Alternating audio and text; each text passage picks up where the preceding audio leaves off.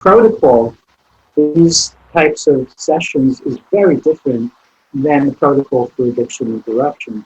But basically, it's a three-stage process, and the first stage is, the way I work now, is working up the medicine so that during the first few hours, because a person has ingested a modest amount of Iboga, you still have the capacity, because they're still somewhat linear, to create an interactive and directive session where, for example, if the movie screen appears, which it does for most people, and a pictorial comes up, they have the opportunity during the first few hours to delve deeply into a particular framework, into a particular gestalt, and to keep it there and to gently spiral down and explore that particular pattern, that particular contraction.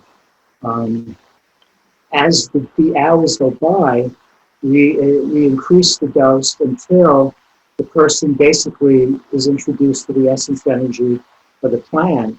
And at that point, they become somewhat analogical, somewhat nonlinear, and that's when they slip under the covers with their eyes closed for about 20 to 35 hours in that deep self-reflective state where there's no place for interactive stuff. Like, people often ask me, should I bring a tape recorder?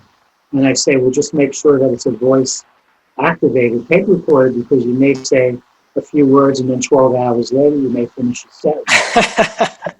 You don't want to edit all that. But it's a very, very quiet, many, many hours, second stage process. Along with what happens is, along with the long process, there's a metabolite that fills up certain receptor sites that doesn't wash out of the biochemistry for several weeks. So that when a person experiences Iboga, it's not like the next day they're reflecting upon an experience they had. To me, the most important part of Iboga is that they're reflecting upon it and processing, and it's almost like being introduced to a new language.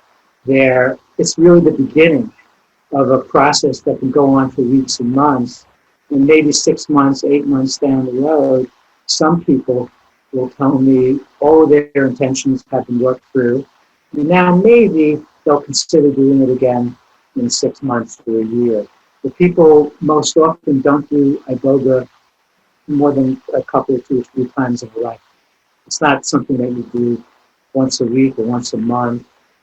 Because it's so arduous, although it's not emotionally arduous, it's mentally, because there's the witness component that's so strong under the influence of Iboga that, and I think that this is where a lot of the healing takes place, the fact that the witness component is so strong that you literally get to see, as if you're watching a movie.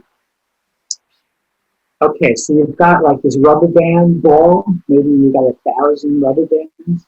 It relaxes all the rubber bands. It relaxes everything. You literally, energetically, and to some degree, mentally, you get to see all the interconnecting threads that define a false, separate sense of self.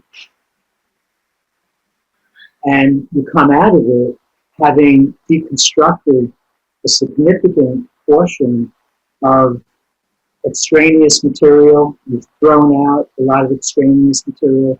And so people have shared with me, this one therapist a few months later said the thing that she got most out of Iboga is that she's able to be with her clients so much more deeply, because 60%, 70% of the amount of thoughts that are running through her mind every hour are completely gone.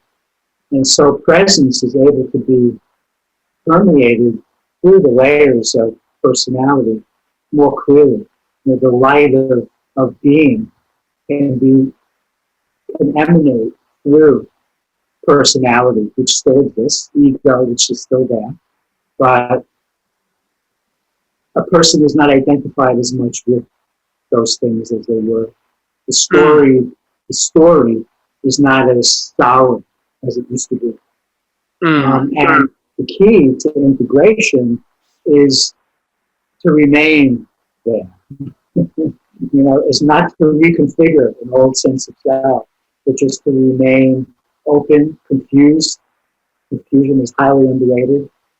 Empty or full, if you will, and just to stay in that.